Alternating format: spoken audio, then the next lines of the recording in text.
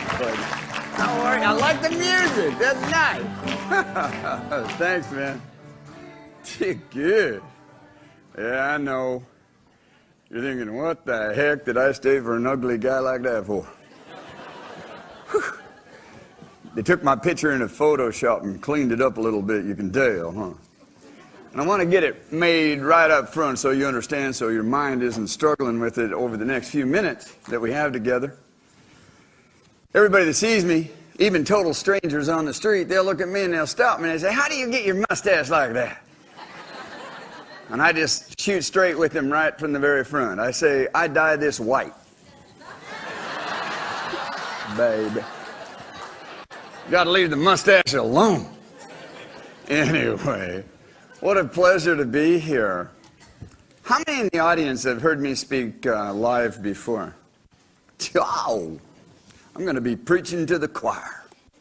Oh no, it's great to have you here, and it's so good to see so many wonderful, familiar faces. If there's anything that I love, it's the Australians, and I say that from the bottom of my heart because I believe, honestly, that it's going to be the citizenship of the Australian people that can bring us back to some reality as we move into the 21st century. I feel like in the United States we've kind of lost it in so many ways. And what breaks my heart sometimes is I feel like we keep pushing our crap onto you. It's kind of nice having music in the background, isn't it? Yeah. I just hope they don't put on any stripping music, you know what I'm saying? Seeing me would scar you for life. That would not be a good memory right there. Anyway, we're going to be jumping into this thing and getting into some things that I hope that you'll find logical and simple and reasonable. One thing I've come to understand in my life is that if things aren't simple, it's probably not true. Complexity is created in so many industries to create fear. And then with that fear, they use it to bully you and to get you to do what it is they want you to do.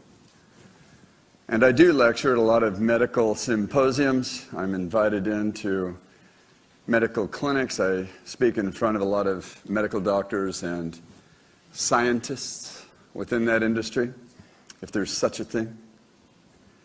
And I say that just simply because within the pharmaceutical medical industry, there is what is referred to as publishing prejudice.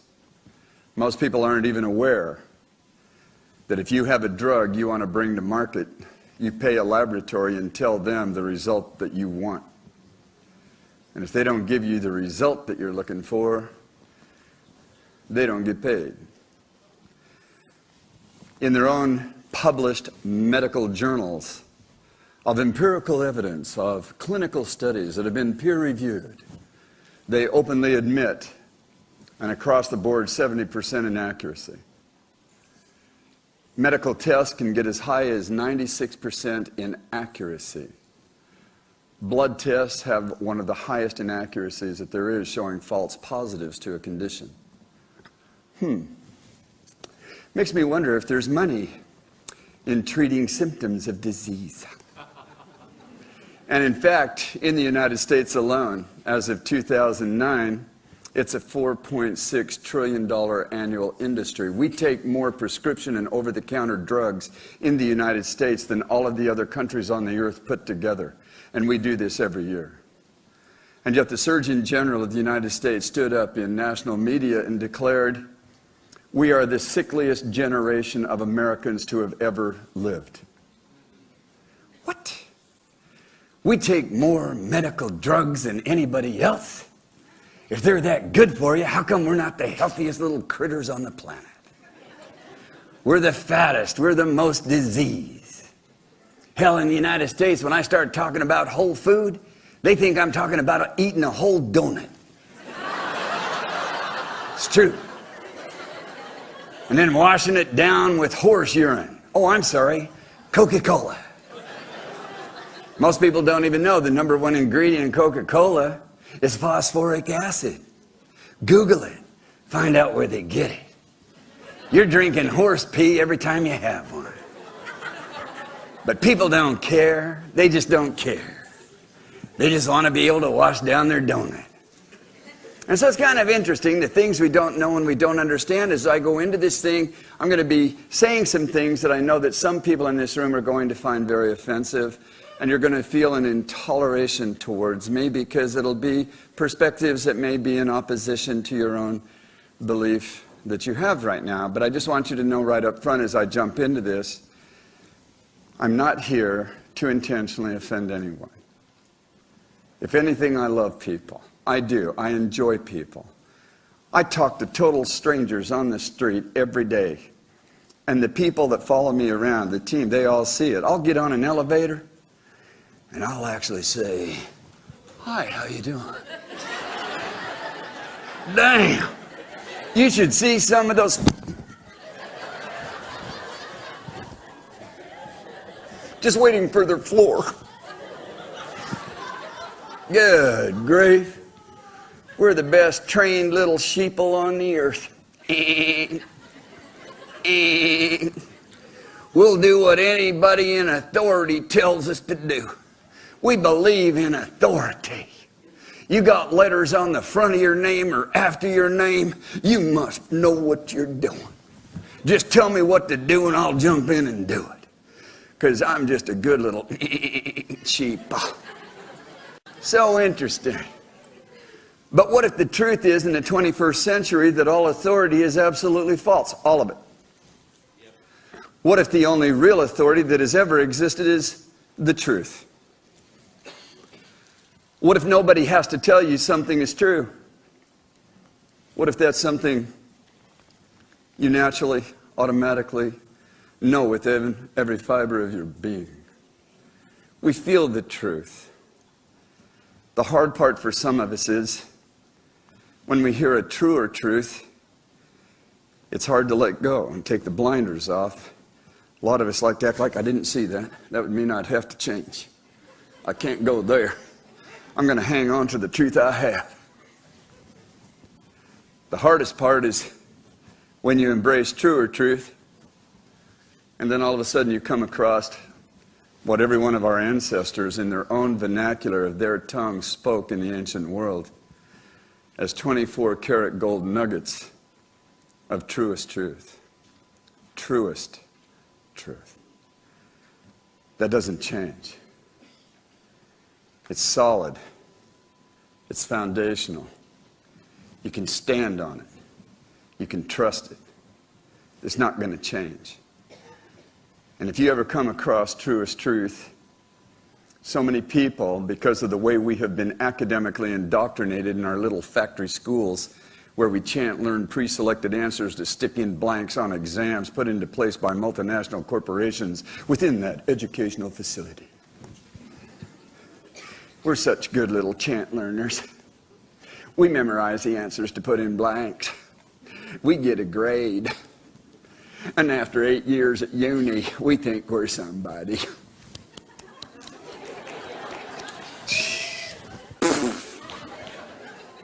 The word education means a deepening of insight. Look it up in a pre-1940s dictionary before the book burnings took place in every modern country in the world during World War II for a very specific agenda and reason. It's published in the Library of Congress in the United States and most of the collections nationale.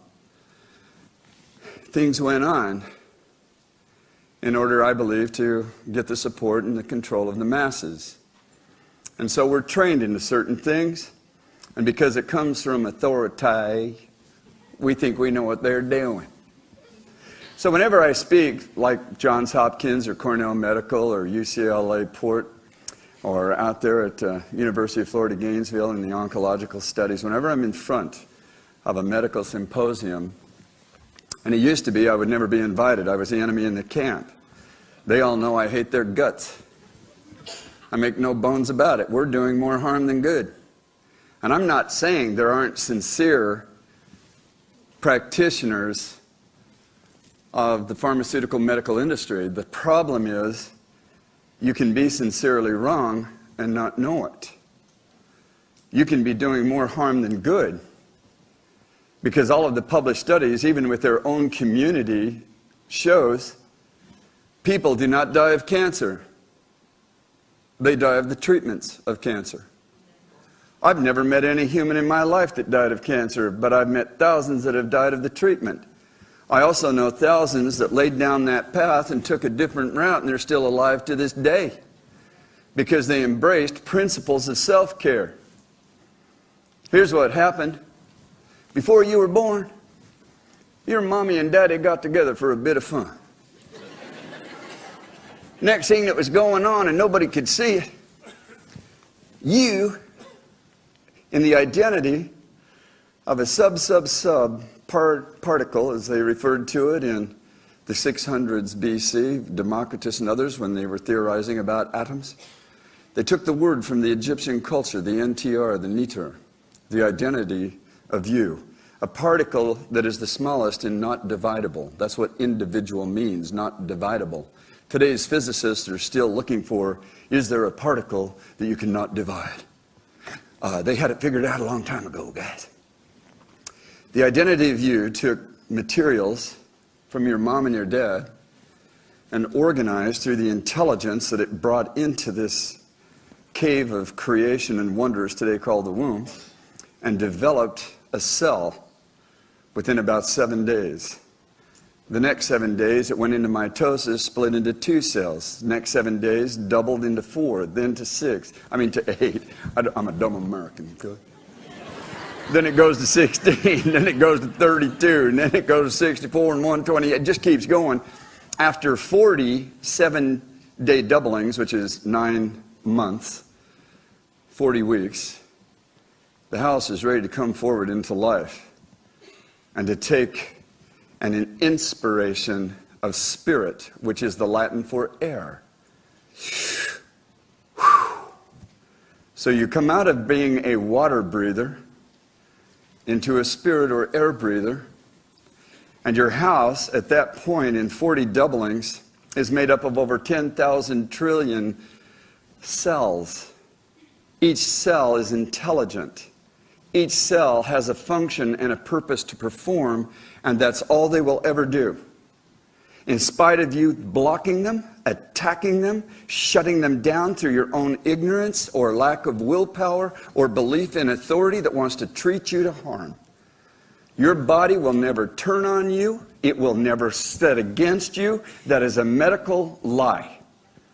Whether it's a cone cell or a rod cell of the eyes, whether it's a skin cell, a bone cell, a heart cell, a blood cell, no matter what it is, it has one purpose, one, to keep you functioning and in a state of well-being from your first breath to your last.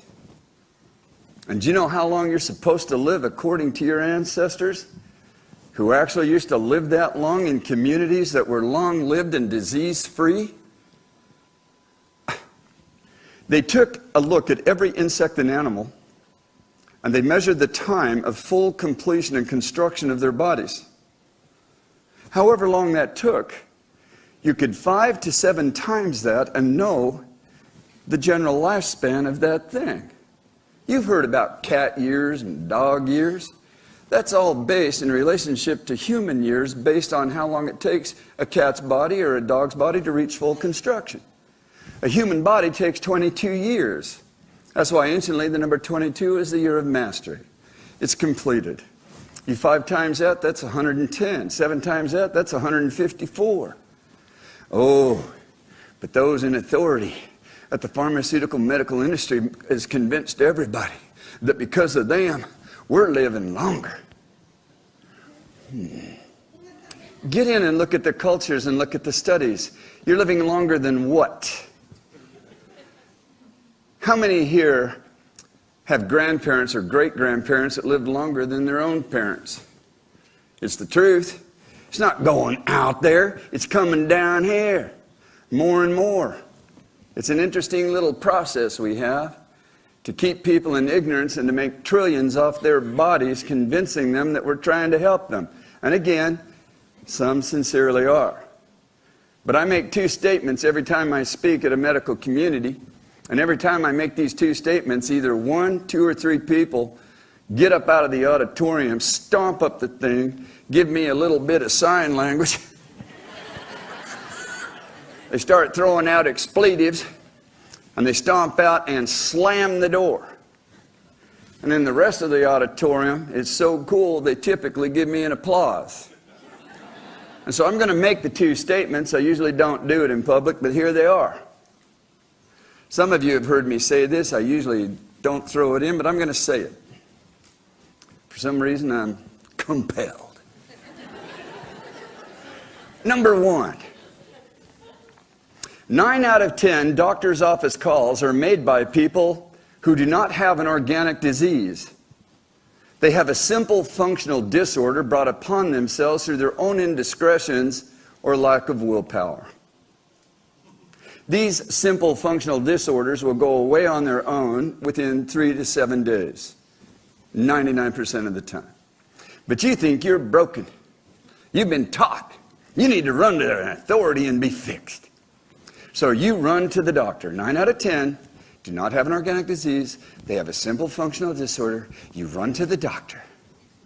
The 1 out of 10 who actually has an organic disease has that disease condition because of the toxic damaging effects of the prescription drugs they were put on when they went to the doctor in the first place for the simple functional disorder. Yeah, let's give that one an applause right there. I hope you followed what I said. What I just said is a fact. It is a truest truth. There is no pharmaceutical, prescription, or over-the-counter drug in low dosages that is not toxic and damaging to you. And it will build residues over time as you are using it. If you keep going, you're going to have side effects. And it tells you right on the label. But nobody reads that crap. That's just a side effect. They don't realize that side effect was put there by marketing people, paid to do the right words for the industry. Do you realize there's no such thing as a side effect? Side effects don't even exist. There's only effects. Thank you. Thank you. It's true. It's like me flying into Sydney. I'm in a jet plane. I have a bomb. I want to knock down all the buildings. Just happened to kill 1 million people. That was just a side effect. I was after the buildings. Yeah, baby. That was just a side effect. So as we go into this thing, I'm probably going to become a little more offensive. But I just want you to understand, I'm not here to offend you personally. I'm not. And if some of you are sitting there and struggling and hating my guts already, that's all right. If you have to sneak out, sneak out. Don't yell at me. I'll have to wind up taking pain pills. That's not true. I just drink a couple of beers and laugh it off. Here's the deal. We're going to be jumping into this thing, and we're going to be talking about two passions that I have had in my life from the time I was very young. I call them the revolutions. I've been calling them the revolutions for about 40 years as being involved in the public in different ways. It's the revolution of self-care. It's coming. More and more people are waking up and realizing the powers of the autogenic, innate self-healing system of the human body. You're going to see this on my website real soon of a young kid, 17 years old, had his finger cut off at a construction site accidentally. He just jumped off the sidewalk to help a guy. Thing dropped, cut off his finger. He runs to the doctor. They want to do a surgery and do a capping and do the skin grafts. And he says, no, I'm not going to do that. And they're like, what, are you kidding? You don't know anything. You got to have that thing covered. He says, no, I don't. I don't feel right about it. Somebody that actually honored the intuitive knowing and would not let himself be bullied into something that his own mind, heart, and guts told him wasn't right. He even had to put up with crap from well-meaning others, such as his parents, And he said, I don't care. I know it ain't right. And then he said the most ridiculous thing you could ever say to the medical community. He said it to his parents. I'll grow my finger back.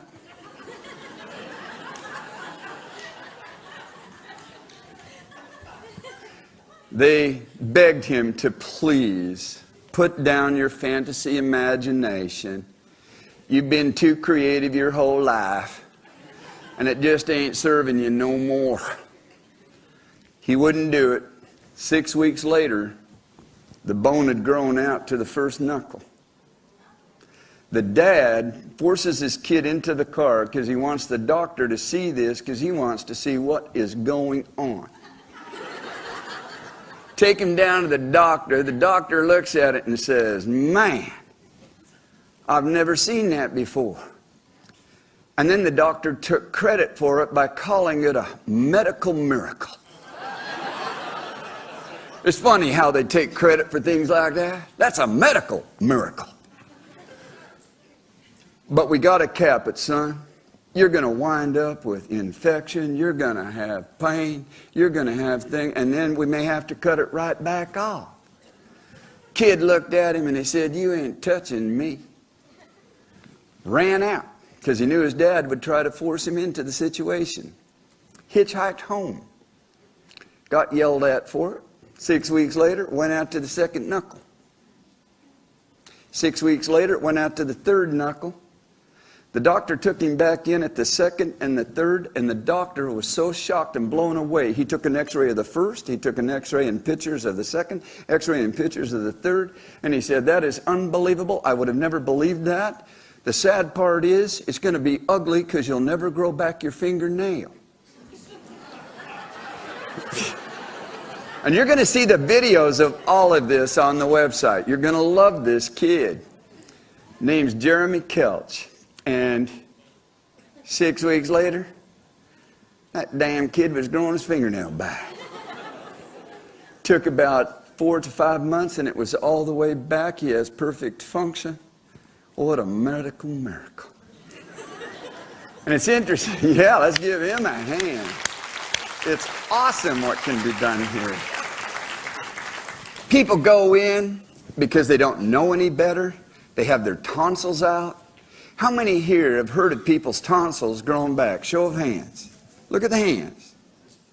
Your adenoids grow back. It's hard to believe, but a kidney will grow back. You have damage to the brain because the brain is the most neuroplastic organ in your body, meaning that it can convert and change and heal and repair. It grows damage and things back faster than any other organ. It's just that people will not give it a chance because authorities are just barely starting to admit that the brain has neuroplasticity and can repair and grow things. It's just being studied, especially at Duke University, Durham, North Carolina. They have $500 million to study it. It's like cancer. It's so interesting what we've done in our society. Do you realize that in 1891, there were only 7 diseases? 7. There were only 12 medicines. And they all came from plants. Here we are 120 years later. There's 10,000 legally registered diseases that are funded, and weapons of war are being developed in the fight against that disease. Volunteer your time. Give your money to the charity. How do we go from 7 diseases and 12 medicines based on plants to 10,000 legally registered diseases, and now there are 561,000 patented pharmaceutical drugs? The word pharmaceutical comes from the Greek pharmako. Look it up. It means toxic and poisonous.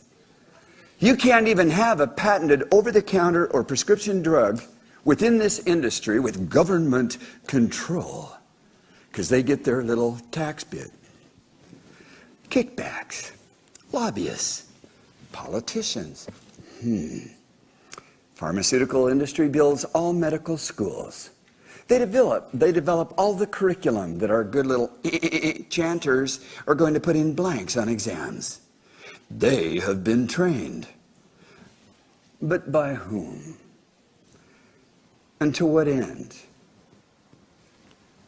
561,000 patented drugs. If we knew what we were doing, and I asked him this at Cornell Medical and Johns Hopkins, if we know what we were doing, how come there's more cancer every year, not less? How come there's more heart disease every year, not less? How come there's more diabetes every year, not less? How come there's more digestive problems? How come there's more joint replacements? How come there's more arthritis? How come? How come? How come? They don't know. They just know that if they had about 1,000 billion more dollars, they might find an answer. Give now. It is so ridiculous. In 1908 in the United States, 1 in 8,000 was diagnosed as having cancer. Here we are in 2009. We've spent over $3 trillion just in the United States since 1908 developing weapons of war in the fight against cancer. We took cancer on, full on, 47 years ago with the announcement of the President of the United States on the White House lawn in front of all the media. Everybody got behind it. The American Cancer Society is the wealthiest charity on the face of the earth. And not once has there been one cure for any cancers. There used to be one cancer. Now there's dozens and dozens and dozens. Interesting stuff to me. But if we know what we're doing, why is there always more, not less? And everybody has to fit this margin right here, right here. We'll give you a test. If you don't fit right here, there's something wrong. You're hyper, you're hypo, you're too high, you're too low, you're... And do you realize that everybody's body is different? No two people are alike. Do you know how? And this was exposed right in their own medical journals. It was even on the news. But that's what I love about news in America. Doesn't mean a damn thing. It's amazing to me. And now they're protected because it went out to the public. They ought to know better than to come to us. It was on the news. They got 1.5 million new type 2 diabetics, which is a false non-disease, published in their own journals. They call it bread and butter diseases amongst the doctors. If you come in, we'll help you to be type 2. That way, I can get a kickback for the insulin that you're on, and it pays for my office and my staff. You think I'm making this up? High cholesterol, high blood pressure, type 2 diabetes, literally are referred to within the medical community in the United States as bread and butter diseases. How come? Everyone qualifies. Call your doctor, see if you qualify. We all want to pass the test. So, the way they got 1.5 million new type 2 diabetics, they dropped the glycemic scale 50 points. And they got them. How many are aware of that? It's the truth. It is the truth. So here it is. Here it is. Do you even know where insulin comes from? Have you ever even looked at it? Do you see where it's synthesized, the process it goes through? It either comes out of dead pigs, dead sheep, mostly dead people. And you're putting it in your body? Why would you do that? Oh, no, Don, they're coming up with the synthetic one. Oh, synthetic. All right. I can't go too long on that. I got to do this. I want you to watch a video of a young girl that I hadn't seen in 22 years. She came to hear a little presentation I had done in a little town up on the Arizona border. I forgot all about her. In Las Vegas, just about 7 months ago, I was doing an event at the Hilton, and there's just a wonderful crowd of people. I get all finished. She comes running up behind me and leaps onto my back and throws her arms around me, as ugly as I am, and kissed me on the cheek and said, "I love you." And I'm like, "I love you." You know, she gets down. I'm looking at her, and I'm looking, and she goes, "Come on, come on." I said,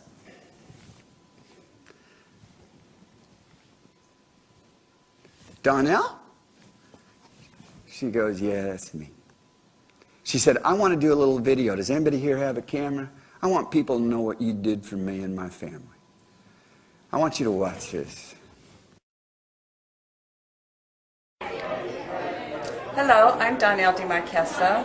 I am here tonight experiencing a wonderful reoccurrence of memory of the joyful experience that I had with Don Tolman over 22 years ago. At that time, I had just had the second surgery of melanoma cancer. I had had cancer a year and a half before and had surgery, and I had a huge ugly scar on my leg. I went the medical route not knowing much difference, and a year and a half later I had a reoccurrence, and at that time I had been using herbs and kind of was trying to get away from the medical scene, but really didn't know where to turn and felt like my life was pretty much on its way out. And I was blessed to go to a health conference where Don spoke. And as he began to speak, lights literally came on as I sat in that seat. I sat on the edge of my chair, and as he spoke about this body being the temple and the beautiful way that the ancients taught to take care of this temple, to love this temple, to honor it, and that we were designed to live in joy, that we were designed to live in all of our magnificence. Lights literally came inside of me, and I knew without a shadow of doubt after listening to his speak that day that I could heal myself, that I would never have a reoccurrence. After the doctors had told me, one, I would never have another child. I could not take a chance of ever getting pregnant again, because after having malignant melanoma, it changes the hormones, the melanin in the skin, and so therefore you don't survive another pregnancy. That was more devastating to me at the time than being told I had cancer. I was only 35 years old, and so when I knew I could heal, then the renewal of all my femininity came back too. And within 5 years, I did 5 fasts. I was guided by Don through changing. He literally went to my house, opened the cupboards, threw out everything that was plastic, threw out everything that was bottled, canned, packaged, and took me to the health food store and helped me make new choices.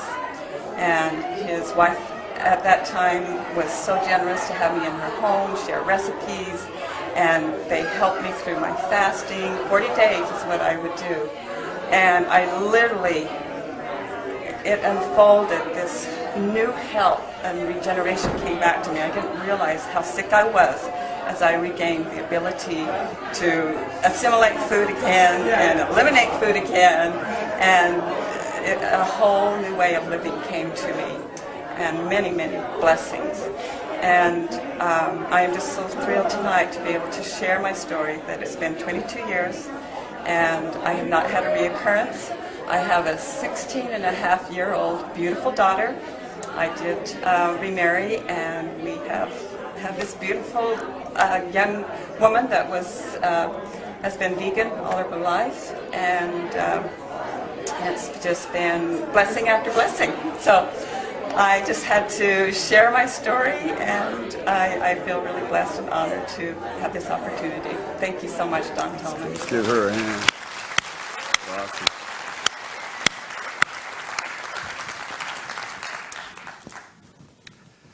Through the last 40 years, I've had such a beautiful experience of being able to work with infants, toddlers, teenagers, adults, people approaching their 80s, and watch them get off what they were told was their deathbed, and watch them come back into life and live fully. And they've done it on their own. But it only seems to work if you can get enough confidence of having enough knowledge that you're strong enough to walk down that path. You can't serve two masters. You can't go over here and over there. You'll be poisoning and hurting yourself, and your body will struggle even more to get you back to completeness. A lot of people don't realize that your cells love to run at an electrical energetic performance of full capacity. But because of some of the things that we eat and drink and swallow in the form of pills and capsules that we think are natural because it says so, I've gone to 33 different countries. I spent 17 years. I was looking for a natural pill and capsule plant, and I never found one. Maybe they're not as natural as we think they are. I think that some of them can be a stepping stone and have purpose for a short period. But we need to get back to some basic realities of what these cells respond to charge their batteries back up, because our capacity goes down. If you're running at half a battery charge within the system, you may feel kind of all right, but you're just not as strong as you were. You just don't, you know. And when you start following principles of health and principles of life that cost you nothing, and that's the sad part. If it's free, it must be worthless and a lie. So far, they haven't been able to capitalize on charging you for the air you breathe. It will come. They have attacked water and poisoned so many of the water systems. They have attacked sunshine. Sunshine doesn't even cause skin cancer, and that's right in their own publications. The #1 cause of skin cancer is petroleum base and mineral oxides in sunscreen. Dr. Kenneth Nelder is a friend of mine. He's a president of the Dermatological Association of the United States. He blasted 3,500 of his own colleagues in Orlando, Florida at their national convention and said, would you please stop telling the media and your patients that sunscreen causes, the sun causes skin cancer. It is the sunscreen and a lack of fresh fruits and vegetables in the diet for too long a period of time. And again, these are studies that have been done that don't have a product to bring to market. If you're looking to use a product, and there's studies that are done to prove that it's safe and good, if I were you, I'd hold on to my money and run. This is what's being attacked. Oh, tomatoes, they'll kill you.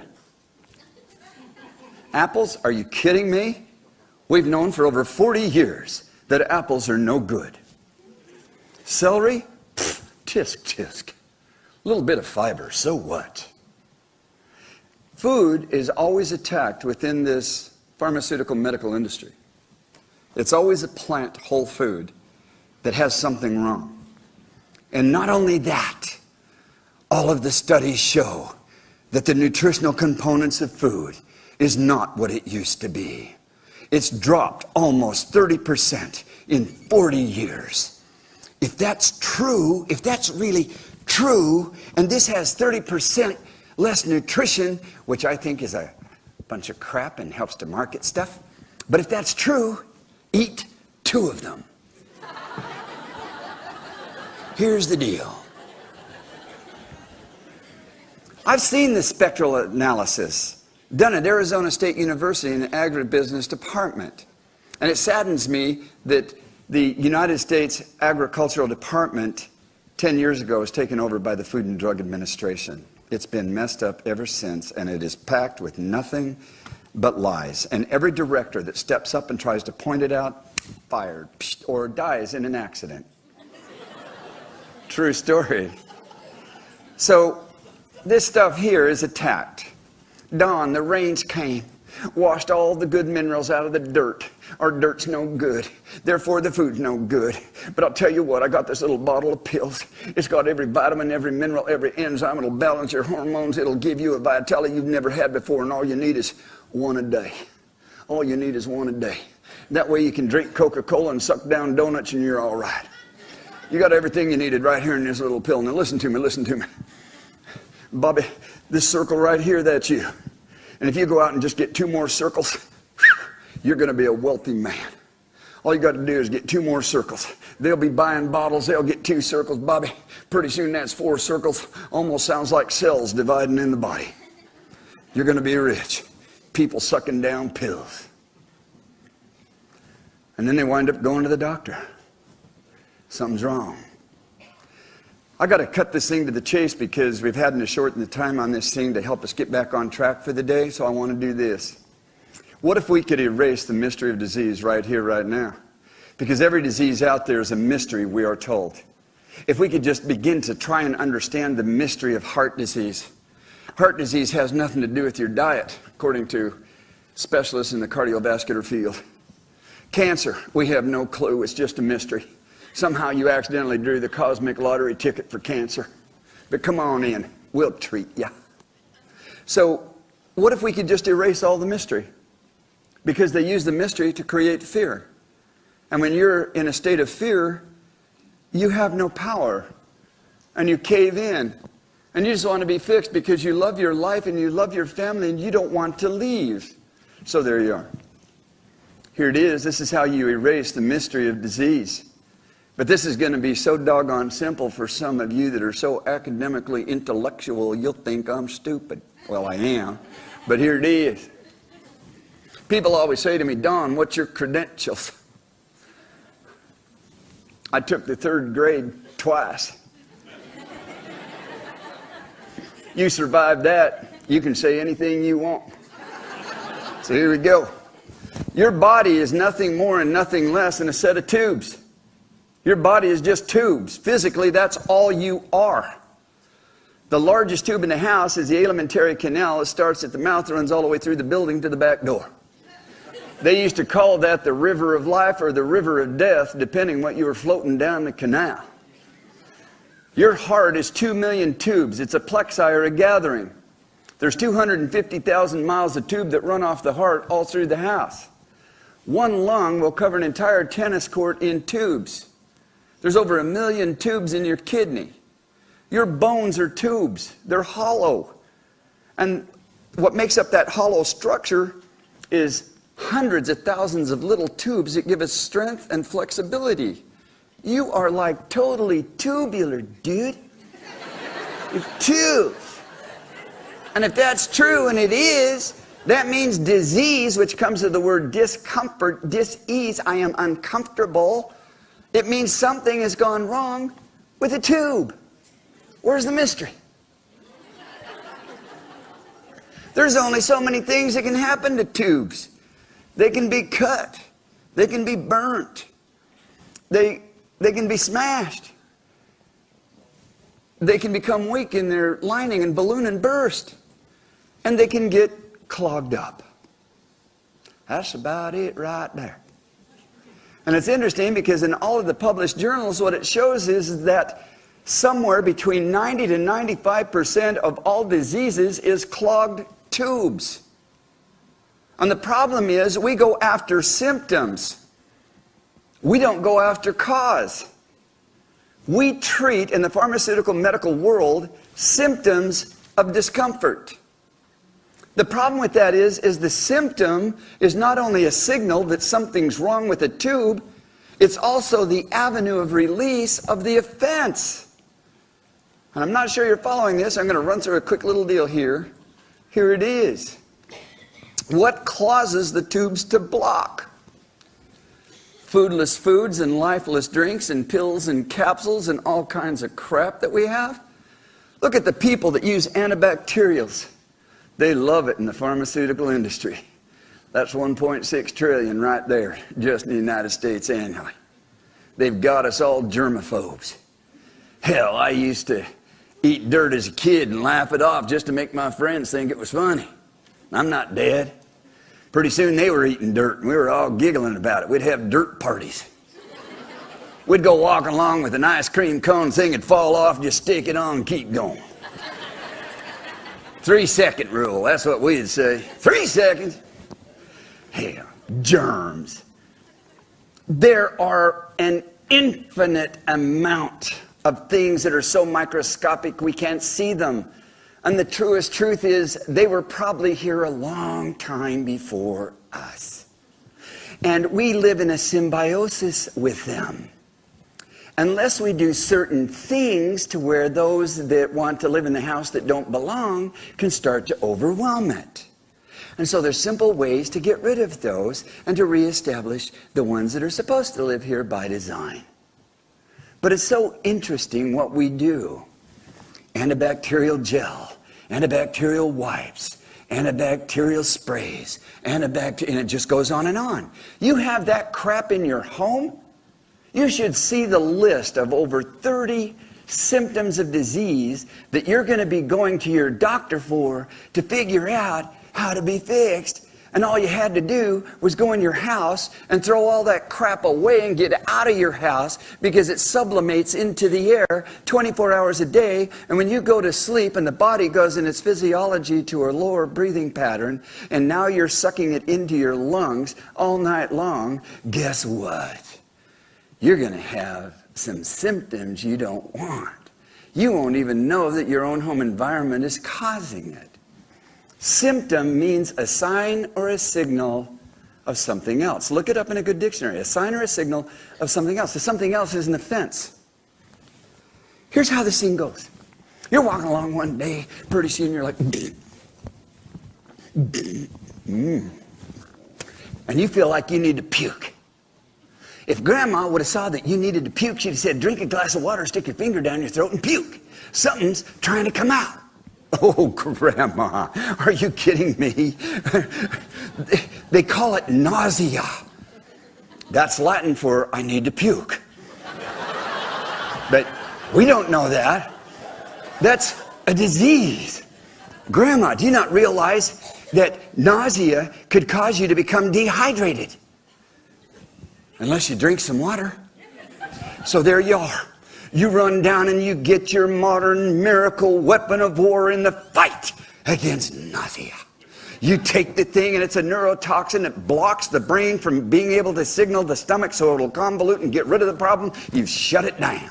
You think, the age in which you live. Felt like needed to puke, took a pill, I'm good to go. Problem is, the offense still sitting there.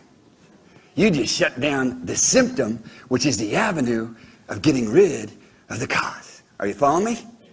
Now all of a sudden you're walking along, you think you're good, you just added more poison to the original offense with that toxic drug. You don't know that. You're a good little believer.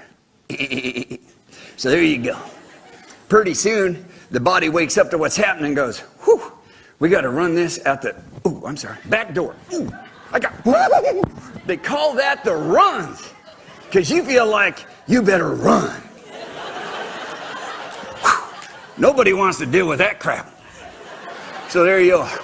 Grandma seeing you at the runs, she say, girl, you get yourself in the bathroom, you give yourself an enema. Or you go down and see a colonic therapist. Those people do good things, cleaning up the house. That's all it needs. We need to clean the house. If you don't want to do that, get a glass of warm water, take a tablespoon of Epsom salts, drink it. It'll flush it out. You're like, Grandma, are you kidding me? I can't be doing that. That's disgusting. I'm going to go down and I'm going to get an anti-diuretic medication. Diarrhea is Latin for you got the runs. You take the medication in the fight against the disease of diarrhea. Diarrhea, we're told, can be dangerous because you can become dehydrated unless you drink some water. So there you are. You take the medication, dries it all up. Hell, you couldn't poop if you wanted to. But you're happy because you took a miracle drug. 400 million did the studies just to bring that to you. So there it was. You dry it up, pretty soon the brain gets involved, says, Bobby. Yeah, boss. I'm calling down because there's a real offense in the house now and it's getting worse. I know, boss. Bobby, I thought I told you to throw it out the front door. We tried, they shut us down. The boss says, oh yeah, I remember that. Didn't I tell you to run out the back door? Yeah, boss, they dried that up. We can't get it out of the house. Boss? Yeah, Bobby. What are we going to do now? Well, Bobby, we're going to do the only thing we can do at this point. We're going to absorb it through the mucosal lining, through the colonic wall, put it into the interstitial tissues. We're going to get the lymphatic stream involved. We're going to collect it, and we're going to shove it up to the lungs. It's going to take several months, but we'll get it there. Boss, why are you going to run it up to the lungs? Well, Bobby, when I designed the lungs clear back there in the womb, I created the ability of the lungs to create huge gobs of mucus. We'll surround it. I'll create a cough response. We'll hack it right out the front door. Bobby's like, I like how you think. So there it is. Several months later, you're walking along, coughing. You have lung congestion. You have a cough. Grandma seeing that and say, okay, that's it. You're staying home. This is going to take 5 to 7 days. You're going to rest. You're going to drink hot water with fresh lemon juice and some raw Australian organic honey. And it'll clear it out. And it does. Oh, Grandma. God, you are so silly. You're just old. And you run down and get your new weapon of war. You get anti-lung congestion medication. You get anti-cough syrup. You even get some real sweet cherry-flavored cough lozenges that you can just suck on all day. And after a while, 5 to 7 days, seems to clear it up. Boss called down. Bobby, they shut us down again. Yes, boss, what are we going to do? I'll tell you what we're going to do, Bobby. We're going to have to try to run this whole mess out of the largest organ of elimination and getting rid of stuff that we have. What's that, boss? The skin. It's going to take a year, could take a year and a half. Pretty soon, you're going to have welts. You might have rashes. You might have eczema. You might have psoriasis. You might have a boil. You might have pimples. And you're going to think it's some kind of a mysterious disease, because that's what they're going to tell you it is. Grandma seeing that crap say, okay, here's what you do. Just cut a fresh lemon, put it all over that rashy, scaly, itchy area. Do it about 6 times a day. And whenever you can, get out there in the sun for about 20, 30 minutes, and it'll heal it up. And it does. But you don't know that. That is too silly. You don't want to be putting lemon on you, getting in the sun, because in July 1967, and Grandma must have forgot, because it was announced that on that day, the sun came up, had changed its mind about loving people, and wanted to kill them all. Cool.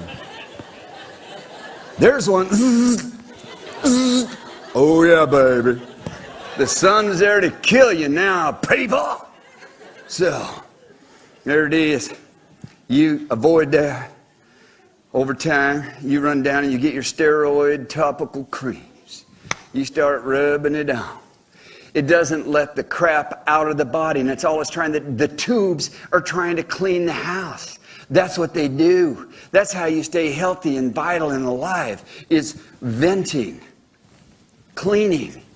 You vent 24 hours a day. When you breathe in and out 20,000 times a day. You're venting metabolic waste. It turns it into gases, spews it out, takes in fresh gas. Go down and get some more crap, throw it out. That's the #1 venting you have. When you sweat, oh, I'm sorry, girls, they glisten. So, when you sweat, when you perspire, you're venting. You're cleaning the house. You're supposed to. You wear antiperspirant. You're going to have lumps. You're going to have problems. You're being set up. Google it. So then, what's going on is when you need to puke, you're venting. Diarrhea, you're venting. Stuff coming out of the skin, it's venting. You're having pain, your body is preparing for venting. It used to be called prevention. Now, prevention is a medical program for early detection of disease. Come on in early. We'd love to treat you early. We'd love to treat you 80% of the time when you don't even have a problem. That's about as early as you can get. Right there. So there it is. It used to be called fluing. You build a house and it's got a chimney, you got this little thing you open up if you build a fire so it'll flue. It'll vent. You follow me? If it's cold weather, you shut the flue so the cold air which sinks doesn't come down into the house. That's the flue. Oh, but darn. Flu's a disease. You get nauseous. You get diarrhea. You get headaches. Yeah, that's right. The body has to clean. That's what it's doing. But we treat it like it's some hideous, mysterious monster thing. Some bug floated in from some foreign country. And it's there just to get us. And it's so interesting how all of the flu seasons follow the Chinese calendar. Because that's where most of the vaccines come out. And you know about it. 2007, it was a year of chicken. We had bird flu. The next year was a year of horse, so we had horse flu. 2009, it's a year of the pig, so we got swine flu. I'm a little nervous about 2010 because it's the year of the cock.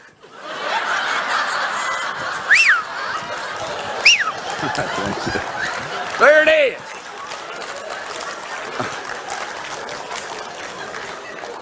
You suppress crap trying to come out your skin. It's going to drive it through the... I couldn't resist, sorry. It's going to drive it down through the epidermis, into the dermis, into the interstitial tissues. The boss is going to call and say, Bobby, they've shut us down again. Bobby will say, yeah, boss, what are we going to do now? Boss say, we only got one last thing we can do, Bobby. They're not stopping. They're fighting us every step of the way. They're not walking much. They're not drinking enough water. They're malilluminated. They're afraid of the sun. They're not doing anything, Bobby, to help us here. We're going to have to build an internal self-containment unit. A what, boss? A garbage can, Bobby. A garbage can. We're going to have to build a garbage can, construct it, and start driving everything into it. Oh, that's right. They call it tumor, which is Latin for internal garbage can. We try to act like tumors are some mysterious thing. It is not. Your cells are intelligent. It knows what it's doing. You got some waste material that's all blocked and stuffed up, and so it's trying to build it and contain it. I keep spitting. I hit you with that spit. No? Yes? Let me get closer. I'll get you good. No. So there it is. It builds a tumor. You go to the doctor. What are you going to do? Well, we'll stick it with a needle, which will release everything inside out to the body, make things worse. It'll cause inflammation and infection, but that's okay. We'll give you some antibiotics and painkillers, and then we'll send it off to the laboratory, which has a 70% false positive inaccuracy. We'll believe in it, and so then we'll cut the lump out. Oh, doctor, after you wake up the next morning, did you get it all? Yeah, we had to take a lot of good flesh out around it, but we got it all. Oh, thank you, thank you. Just take your pain pills, your antibiotics, and you can go home. Oops, nope, you picked up a golden staff. Stay here a little longer. Most dangerous environments on the earth is the hospitals because they use more antibacterials and antibiotics in that environment than anywhere else on the earth. There are people that go in for a simple test and die within 72 hours because of the infection they get. And so there you are, doing your good little sheeple thing.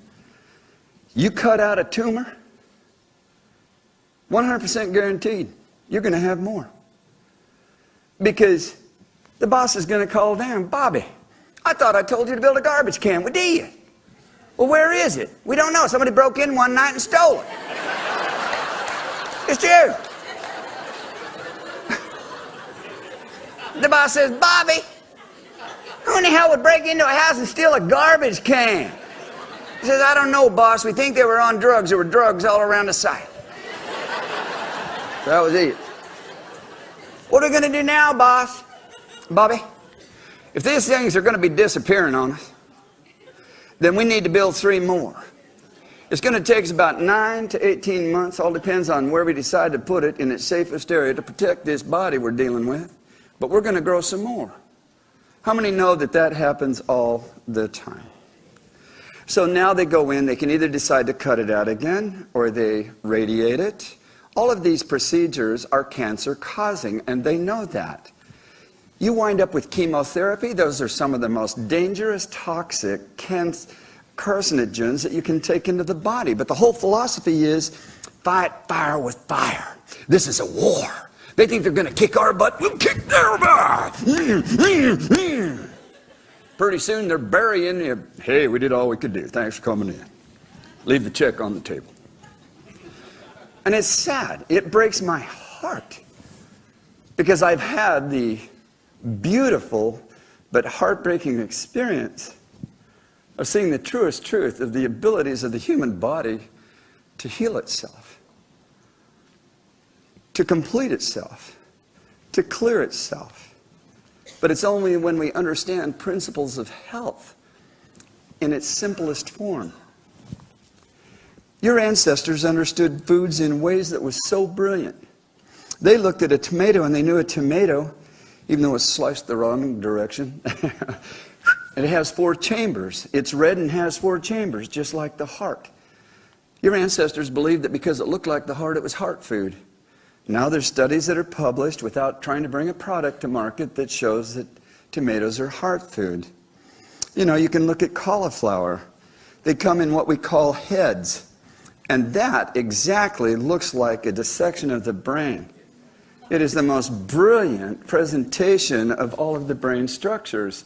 And it comes in a head of cauliflower. Broccoli does the same thing. It's a head of broccoli. And you look at those structures, again, it's the dendritic branching and the neurons and everything else within the convoluted mass of the neocortex all the way back to the visual cortex. And it's just brilliant what this is. Walnuts. A walnut looks like it has a left and right hemisphere, just like the brain. And when you look at it, when it's complete, it's got the upper cerebrums, lower cerebellums, it's got the wrinkles like the convoluted druidic folds. And now they know that walnuts have one of the highest concentrations of omega-3s, 6s, 9s, and the oils remove lipofuscin plaque from the areas of the brain that cause memory loss. It restores memory. So, go nuts. They call this an almond. The Latin for almond is amygdala. That's part of the brain that looks just like an almond. And now they know that almonds target the neurochemistry of the brain within the hydronium fluids that generates emotional molecules of happiness and joy. Cool stuff. An avocado. You can look at an avocado, and I got to tighten this up real quick. It looks like a womb and a cervix, just like the female. It has one swollen seed, like a woman who is pregnant. Fascinating, because they realize now this contains the nutritional components that our ancestors said would reduce complications in delivery. It would help a woman to lose unwanted weight, balances female hormones. This is one of the best hormone replacement therapies that they know of. The problem is there's no money in it, and it's interesting to me because it takes exactly 9 months to grow an avocado from a blossom to ripened fruit. It's almost like this stuff could be more than an accident. It's almost like it's designed for us.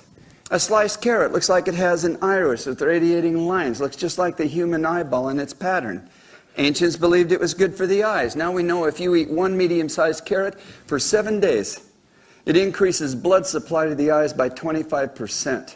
It not only brings what today is called carotenoids, and it's so funny how they market all their pills. Hi, you can get 1 bottle of lycopene, which is good heart food. Lycopene is Latin for red. Red food. Here's carotenoids. That's Latin for orange food. Do you realize there are anthocyanins? It means blue, purple food. Oh, and look at that celery. The ancients believed that was a bone. It looks like a bone, snaps like a bone. It's almost as hard as chewing a bone. And now they know it's 21% phytolytic or plant sodium, and your bones are 21% sodium. And this has over 9,500 nutritional components that target bone density. Cornell Medical, in their own published studies, they tested it on 1,500 women that had aggressive stages of osteoporosis. They did no treatments, got them on nothing but raw food, got them walking and eating 3 to 4 stalks of celery this size. Every single one of them within 9 months had remissed their osteoporosis. But this is published, but no one gets into it. There's no money in getting it out there. So that's what I'm doing. Here's what this comes down to. I've been involved in this revolution for 40 years. And now it's finally hit a point to where it's gaining critical mass, and more people are becoming passionate and interested about understanding health. If you want to understand disease and death, study disease and death. If you want to know about health and life, study health and life. There were 3 infinities that our ancestors understood in every culture. They had different names, but in one culture it was called gnosis, praxis, and telecus. To know, and to do, and to be. That as you know something, you can do that which you know. That as you do that which you know, you become that which you do. And in that becoming, it takes you to a higher level of awareness to be able to understand new things. And so that's why they call them the 3 infinities: to know, and to do, and to be. Ever growing in knowledge, ever growing in abilities, ever growing in who we are and in the state of capacitance that we become. So that's what I have finally brought after 17 years of climbing through dusty old catacombs and bibliotheques and museums and everything else, looking for an ancient sacred meal that was called the Meal of Hercules by one group. It was called the Teocallis meal by another group. Others called it pulse, which was in the ancient Arabic and Hebrew Essene peoples, called the Ziorgim. It was supposed to be one of the most sacred meals on the face of the earth. I spent 17 years of my adult life looking for it, and that's how I came across what I feel is some of the most precious information that can exist back in our world today. And I finally now, thanks to technologies, have a platform to where this is going to go across nations and across continents. I asked a couple of people, just so I could demonstrate this before I shut up here, if they would write down lists of words for me so that I could try to demonstrate to you what ancient scholars used to do in the learning method. Academics, which means trivia, was put into place in the year 326 AD with the burning of Alexandria and the murder of the scholars. Scholar means to observe. And upon that observing, you ponder. And when you observe anything out of true interest, you naturally learn and understand, and then active contribution from imagination and creativity lifts you into an epiphany and a moment of inspiration where you get it. And you not only get it, you can take it to the next level and add to the base of knowledge and understanding of the people. Are those people here that wrote down word lists? If you're here, will you run them up here? Anybody? There's one. Do you mind passing it over to the side, and who's ever on the end, they'll run her down?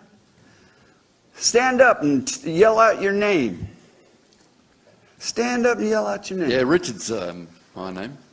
Whoa, there you, okay, who's this over here? That's Richard here. Yeah. And so, and this is? Fred. Fred and Richard. You wrote down these words from your own memories and imagination, true? That's true. And you kept them until just now. In other words, I didn't take them, look at them. True? That's right. Okay. Thank you for doing this. They saved us a bunch of time. Let's give them a hand. Thank you so much. Okay, cool. Hope this works. I had them write it on blue paper. I actually gave them the blue paper, and they wrote this down for me, because we all have a photoretentive color. And it used to be taught in the ancient world. Once you've found your photoretentive color, and there's methods to do that, and that's what I'm going to be sharing with you in this thing, you'll know the colors of foods to eat on a daily basis if, in fact, on that day you're eating. But it's good once in a while to go a day without eating and just having liquids. But you're going to learn all that. But there's colors of food that enhance this capacity. And so I want you all to become functional in this stuff, but this is list number 1 through 25.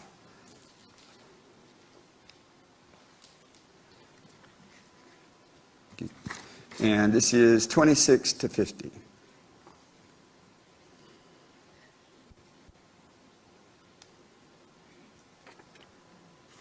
All right, how'd I do? No, okay. To speed this up, I just need somebody to volunteer to be a judge. Oh, good. Here comes one. Okay. Thanks, man. Whoop, you got her? Okay. Here we go. We won't have 2 microphones, so what we'll do... Oh, that's what we'll do. We'll do this list first. Which list do you have? The 26 to 50. 26 to 50. Why don't you just call out numbers between 26 and 50. I'll say a word. If it's correct, just say correct. And if I'm wrong, just say correct. I'm kidding. I do better that way. If I miss it, just go, eat, and I'll look at it. Number 33. Number 33, is it morale? Correct. 50. 50, reality? Correct. 26. Aberration? Aberration? Correct. Aberration. 46. 46. Preparation? Correct. 28. 28, clarity? Correct. Good. 36. 36, is it wealth? Correct. Good list. This is 42. A couple of more, yeah. 42, cruise? Correct. 38. 38, dedication. Correct. Okay, so we'll stop right there. I mean, you get the idea. Okay, and then if you'll hand her the mic over there. Thank you. Appreciate that. There she goes. She's not watching, is she? There she goes. Thanks for doing that, sir. Appreciate that. Okay, you have, 1 to 25, I guess. Yeah, 1 to 25. Okay.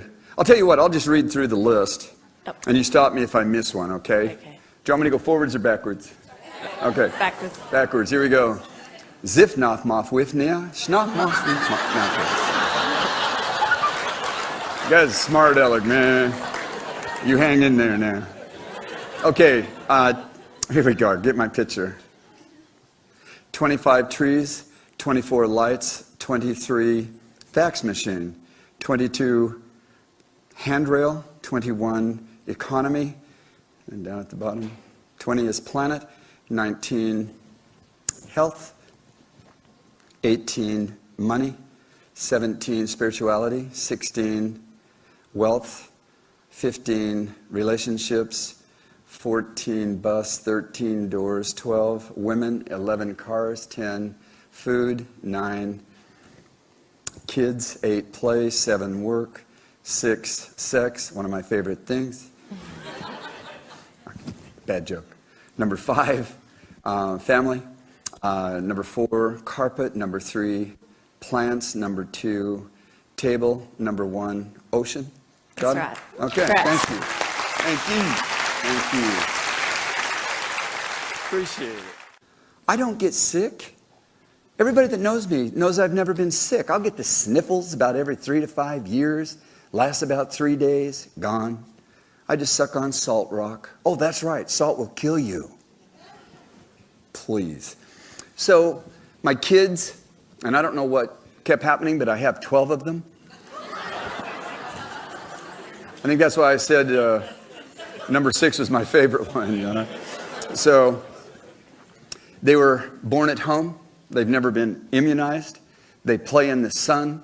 They don't use sunscreen. They're healthy. They're athletic. They're just brilliant, wonderful, happy people. And all of that, and never having been to a doctor in their entire lives. They've never taken an over-the-counter prescription medication. They've never sucked on one supplement ever in their lives. How can this be? I want you to learn and find out why. Some of the biggest thrills of your life is when you hear about people that have overcome some very debilitating things. And they've been able to do it because of the knowledge that you've been able to present to them. I've had the wonderful opportunity of helping just a little over 3 dozen people in wheelchairs that were told they would never walk again the rest of their life. They're up and walking and running. Sam Best, an Australian mountain biker, we have his video. We don't have it here today to show you, but it'll be on the website. He broke his spine in 3 places as he went down a cliff of, I don't know how many, like 100 meters or something, smashed into the rocks. They had to helicopter him out. He broke his back in 3 places, busted ribs, his collarbone. They told him he had to have 3 titanium rods, then he'd be in a wheelchair the rest of his life. And he got me on the phone with his wife, wanted to know what I felt he should do. I explained it to him. 3 weeks later, they strapped him up because he wouldn't allow them to treat him. And he walked out of the hospital, went home, healed on his own, had no surgeries, nothing. And he's back riding, and that was just 9 months ago. He's back riding a bicycle and doing. You'll see one girl, Jennifer Ritchie, told she'd be quadriplegic, then told she'd be paraplegic. They cut her spinal cord in order to save function. They had to lose function. Told she'd never walk. And then in the end of the 8-minute video, you see her running up a hill with her children. And so there's things here that we have been indoctrinated to think is a certain way. And it's time in this age to begin to question and to use our intuition, our imagination, and knowledge and experience once again, and rediscovered this. I was invited into 3 different collections when I was out looking for that sacred meal for 17 years and put on 4 million air miles. I lived amongst different cultures to learn the wisdom of what they were doing. The Vatican granted me special dispensation to see their collection, which most people never see, not even archaeologists. I spent weeks and weeks in there. I came across a scroll in a ceramic tube. I lifted the thing out. It was a bunch of pages they had put together, and I looked at this thing, did a translation of it slowly using lexicons in the Hebrew and Aramaic, and it was literally called Gaia. Some people say Gaia, but it was originally spelled G-A-E-A. And the title of this thing was A Mother's Call. And it literally spoke about men and women who were losing their health and they didn't understand why. And they went out and left the community they were in because they were afraid that they may make the others ill. And then they hear a voice speaking, and it was the Mother Earth. And at first you would think this is just a fantasy. They're just making this up, and whoever wrote this thing. But as you go into this thing and see the brilliance and the wisdom and what they learned about the sun and about the earth and the air and everything else in it, it's just moving and precious and brilliant. But it reminded me of the Carib Indians in the Caribbean, who to this day in their oral traditions proclaim that their people heard the voice of the earth, because corn or maize did not exist on the earth. Botanists know that it's man-made from a brilliant putting together of cereal grains and flowers and blossoms, and they came up with yellow and red and blue and white. And they claimed that they heard the earth speak which ones needed to be brought together, and there it is. Botanists to this day are still trying to reverse track it and see how, and they haven't been able to do it. But a lot of people don't realize that the reason it's called an ear of corn is because that's the translation into the English that they had of ear in their own tongue. The mother spoke to them. I love you people. Thank you. Thank you. Thank you.